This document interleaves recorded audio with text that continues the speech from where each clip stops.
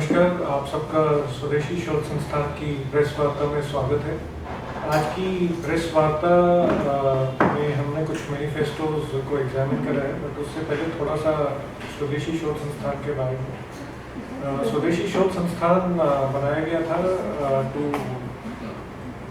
Research on economic policies which may make India a developed nation by 2047 and beyond. स्वदेशी शोध संस्थान के कुछ फोकस एरियाज हैं जिनमें आज की प्रेस वार्ता के लिए और मैनिफेस्टोज के लिए हमने 6 एरियाज को एग्जामिन करा है। Economy, demography, agriculture and rural economy, digital economy, MSME and startup. इन सब विषयों पे जो मेजर पॉलिटिकल पार्टीज हैं, इसमें Bharatiya Janata party, Indian national Congress, DMK और सीपीआईएम, हमने इन 4 के इकोनॉमिक इलेक्शन मैनिफेस्टोज को एग्जामिन करा है और इन 4 हेड्स के अंदर हमने उनको एग्जामिन करा है। इस पे ज़्यादा बात करने के लिए हमारे साथ अनिल शर्मा जी हैं जो मेंटोर हैं स्वदेशी शोध संस्थान के। बाकी विषयों के बारे में अनिल जी आगे बताएं। धन्यवाद गगन जी। जैसा कि गगन जी ने बताया कि अब इलेक्शन का माहौल है और सभी राजनीतिक पार्टियों ने अपने अपने मैनिफेस्टोज निकाल दिए हैं। मैनिफेस्टोज एक तरह से पार्टियों के अपने संकल्प हैं कि अगर वो सत्ता में आती हैं तो वो क्या करने वाली है। तो एक सामने का रोड मैप अपने इन मैनिफेस्टो के तहत वो हमारे सामने रखती हैं और इन मैनिफेस्टो का महत्व इस कारण से भी हो सकता है कि पार्टी की सिंसियरिटी को नापना, पार्टी के आगे वो किस दिशा में इस पूरे देश को ले जाने वाली है, इसके बारे में एक अच्छा आप एनालिसिस इन मैनिफेस्टोज को देखकर कर सकते हैं। स्वदेशी शोध संस्थान ने, जैसा कि अभी गगन जी ने बताया, कि हमने 6 विषयों पर एक विशेष रूप से इन 6 विषयों पर इन मैनिफेस्टोज में क्या क्या कहा गया है, ऐसा एक कंपैरेटिव एनालिसिस बनाने की कोशिश की है और जो मुझे लगता है कि आपको एक अच्छी तरह से ये इंडिकेट कर सकता है कि इन पार्टियों का रुख आर्थिक विकास के लिए किस तरफ है उन विषयों को लेकर। तो पहला विषय मैं आपके सामने रखता हूं वो इकोनॉमी को लेकर है। आप अगर देखेंगे तो इन जो 4 पार्टीज के हमने मैनिफेस्टो एनालाइज किए हैं, लगभग सभी पार्टियों ने इंडिया को मैन्युफैक्चरिंग हब बनाए ऐसा कहा है और प्राइवेट सेक्टर को एनकरेज करें ऐसा इंडियन नेशनल कांग्रेस के मैनिफेस्टो में दिखाई देता है।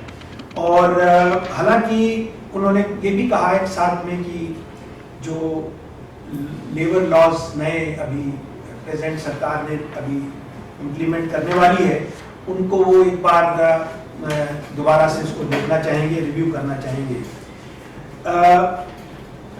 आईएनसी जो उनकी मैनिफेस्टो में ये भी कहा गया कि जो एक performance linked insurance incentive schemes हैं जो आज लगभग 18 इंडस्ट्रीज पर इम्प्लीमेंट किया जा रहा है, उसको वो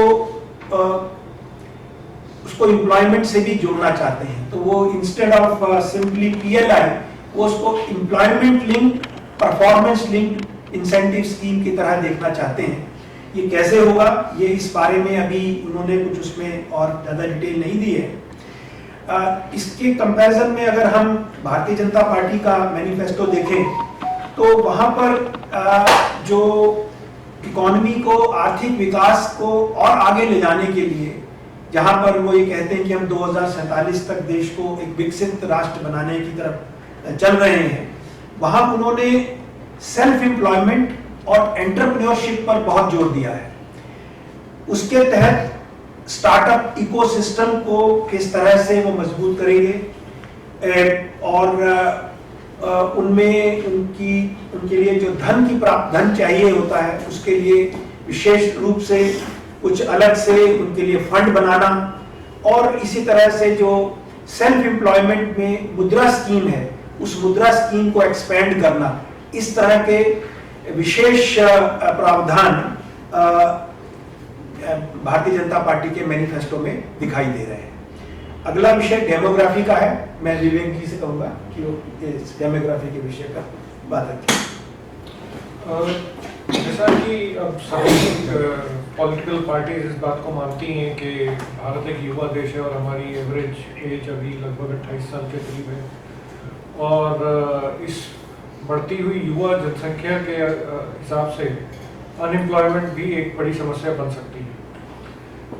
बाकी सब पार्टीज ने, जिसमें कांग्रेस और सीपीआई प्रमुख हैं, उन्होंने एक आइडिया मूव करा है कि प्राइवेट सेक्टर में रिजर्वेशन को प्रमोट करेंगे और कुछ एक सेगमेंट को कंपलसरी और मैंडेटरी रिम्यूनरेशन भी देंगे।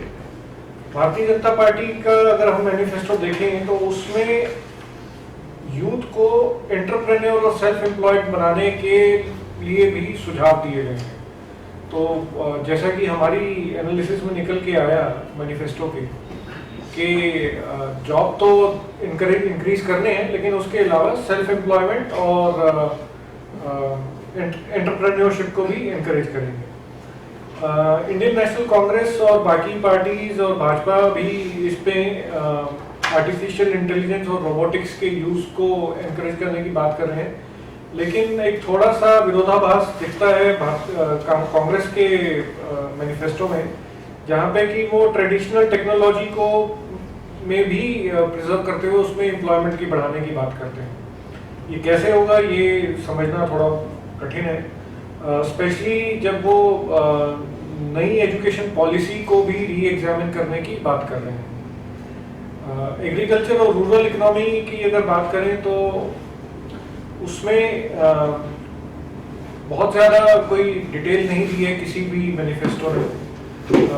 कांग्रेस ने सिर्फ थोड़ा सा ये जिक्र करा है कि जो ई मार्केट प्लेस बनाए जाएंगे to sell the products of farmers through the introduction of digital ledger, और सीपीआईएम ने एक वादा करा है कि अगर वो सरकार में आ पाते हैं तो वो मिनिमम सपोर्ट प्राइस को एक लीगल ऑब्लिगेशन की तरह ले आएंगे, जिसमें कंपेरिहेंसिव कॉस्ट की 1.5 गुना तक वो मिनिमम प्राइस रहेगा।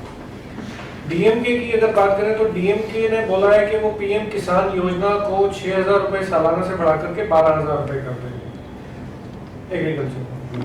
तो लेकिन ये कैसे करेंगे, क्योंकि ये भी एक इशू है, और जो सबसे इम्पोर्टेंट एक इशू रहता है कि पॉलिटिकल पार्टीज वादे तो कर देती हैं लेकिन ये नहीं बताती कि उसके लिए फंड्स कैसे रेज होंगे। तो किसी इन जो मेजर ये पार्टीज हैं कांग्रेस, सीपीआईएम और डीएमके, इन्होंने जो सुझाव दिए हैं अपने मैनिफेस्टो में, उस कॉस्ट को मीट करने का कोई उसमें जरिया नहीं बताया। इसके अलावा जो माइग्रेशन होता है रूरल एरिया से अर्बन एरिया, उसको कैसे रोका जाए, इसके बारे में भी कोई खास विजिबिलिटी नहीं है कांग्रेस के और सीपीआईएम के मैनिफेस्टो में। सिर्फ वो मनरेगा में उसको बढ़ाने का, मनरेगा का स्कोप बढ़ाने की बात करते हैं, लेकिन मनरेगा जैसा आमतौर पे समझा जाता है कि वो एक अनस्किल्ड लेबर को एंगेज करने की बात होती है भाजपा का। लेकिन अगर हम देखें मैनिफेस्टो तो उसमें बात हुई है कि मुद्रा लोन को डबल कर देंगे, जो अभी 10 लाख से 20 लाख तक हो सकता है। दूसरे, टेम्पल इकोनॉमी के साथ जोड़ करके जो न्यू एज जॉब्स और अपॉर्चुनिटीज हैं, जो टूरिज्म बढ़ेगा, उसको उसके साथ जोड़ने की बात हो रही है। उसके अलावा जो ट्रेडिशनल हैंडीक्राफ्ट है उनको डिजाइन स्किल इंस्टीट्यूट के साथ कोलैबोरेट करके उनकी भी अपस्किलिंग करेंगे, और भारत को एक टॉय हब बनाने की भी बात कर रहे हैं। बाकी अगला विषय डिजिटल इकोनॉमी का है।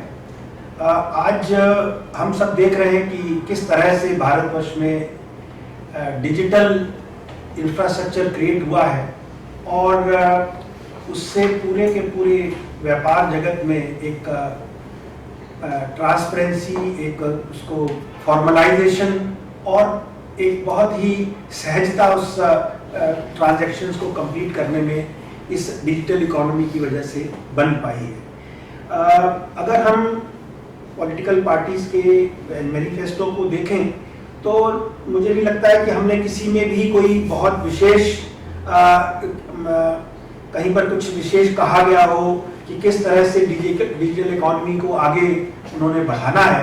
हालांकि बीजेपी के मैनिफेस्टो में ये उन्होंने कहा है कि एमएसएमई सेक्टर को वो open network digital commerce ONDC उसमें और ज़्यादा उसको पॉपुलराइज करने की कोशिश करेंगे, क्योंकि ये एक ऐसा माध्यम नज़र आ रहा है जो एक एमएसएमई सेक्टर को जो बड़े बड़े हमारे ई कॉमर्स के बड़े प्लेयर्स हैं उनके साथ इसको टक्कर लेने में उनकी हेल्प कर सकता है। इसके अलावा यूपीआई का और स्मॉल बिजनेसेस में और इसको बिजनेस में इसका प्रयोग और उनको उनके पूरे सेटअप को फॉर्मलाइज करने के लिए भी ऐसा बीजेपी के मैनिफेस्टो में इसका रेफरेंस दिखाई दे रहा है। एमएसएमई सेक्टर में जब हम चलें तो एमएसएमई सेक्टर को सभी पार्टियों ने मैं अगर कांग्रेस की बात करूं तो उन्होंने कहा कि हम इसको एमएसएमई सेक्टर को प्रोटेक्ट करना चाहते हैं, स्पेशली ऑनलाइन जो एमएनसी ऑपरेटर्स हैं उनसे, और उसका उन्होंने सुझाव दिया है कि वो उसको टैक्स रिबेट ऑफर करके या कुछ जीएसटी के लॉज को थोड़ा सिंप्लीफाई करके वो उसकी सहायता करना चाहेंगे। भारतीय जनता पार्टी ने एमएसएमई को बहुत सी के संबंध में कई बातें कही हैं। उनकी कैपेबिलिटीज को बढ़ाने के लिए जीएसटी के कंप्लायंसेस को कम करना, उनको उनके फाइनेंशियल असिस्टेंस को कैसे ज़्यादा से ज़्यादा उनको स्ट्रीमलाइन किया जा सके, इस बारे में बात की है। ONDC की बात भी मैंने आपसे कही, और उसके अलावा कुछ उनके इंश्योरेंस के प्रोडक्ट, कुछ ऐसे अफोर्डेबल इंश्योरेंस ऐसे प्रोग्राम्स या ऐसे पॉलिसीज उनके लिए डेवलप करना। और आज क्योंकि डिजिटल इकोनॉमी बनती जा रही है तो साइबर क्राइम से बचने के लिए भी, प्रोटेक्ट करने के लिए भी कुछ प्रावधान एमएसएमई के लिए बीजेपी की प्रॉमिसेस में दिखाई दे रहा है। और इसी तरह से एक और बड़ा इंटरेस्टिंग एस्पेक्ट जो भारतीय जनता पार्टी की मैनिफेस्टो में दिखाई दिया, जहां वो पूरे के पूरे पोस्टल डिपार्टमेंट को, डाकघर, निर्यात केंद्र, तो एक एमएसएमई को एक नया एक्सक्लूसिव एक्सपोर्ट फैसिलिटी देने का एक माध्यम बने, ताकि उसको हर एमएसएमई को अपने जो एक्सपोर्टर्स हैं उनको पोर्ट की तरफ ना भागना पड़े। जहां जहां पोस्ट ऑफिस है वहीं पर वो रहकर अपने उस सामान को एक तरह से डिलीवर कर दे, एज इफ उसने वो शिपिंग कंपनी को हैंड ओवर कर दिया। इस तरह से एक डाकघर निर्यात केंद्र बनकर मुझे लगता है कि ये भी एक अच्छा प्रावधान बीजेपी के मैनिफेस्टो में दिखाई दिया है। अंत में स्टार्टअप के बारे में, आज भारत पूरे विश्व का तीसरा बड़ा स्टार्टअप इकोसिस्टम है, और स्टार्टअप की कंट्रीब्यूशन सिर्फ एक व्यापार क्षेत्र में ही नहीं है, बल्कि कृषि क्षेत्र में भी इसकी कंट्रीब्यूशन बहुत अधिक बढ़ती जा रही है। और इसको किस तरह से पार्टियों ने एड्रेस किया है, अगर इसको हम एनालाइज करें तो इंडियन नेशनल कांग्रेस के मैनिफेस्टो में लिखा है कि वो एंजल टैक्स को अबॉलिश करना चाहेंगे, और इसके अलावा जो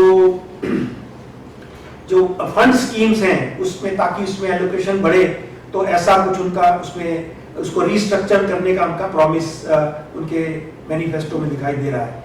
बीजेपी प्रपोज कर रही है कि हम जो हमने अटल टिंकरिंग लैब, जो एक अटल इनोवेशन मिशन जो नीति आयोग के सहयोग से चलता है, और जो स्टार्टअप इंडिया जो मिनिस्ट्री ऑफ कॉमर्स के सहयोग से चलता है, ऐसे इनिशिएटिव को और बढ़ाएंगे और उसमें स्टार्टअप्स को चाहे मेंटरशिप देनी हो, और उसमें चाहे फॉरेन मेंटरशिप की सब बात की जा रही है, सीड फंड की बात की है, स्टार्टअप क्रेडिट गारंटी स्कीम्स की बात उन्होंने की है, और साथ ही साथ एक और जो बहुत स्टार्टअप्स में आजकल एक नया विषय नजर आ रहा था कि वो अपने माल को कैसे बेचें, क्योंकि मार्केटिंग का भी एक बहुत बड़ा खर्चा रहता है।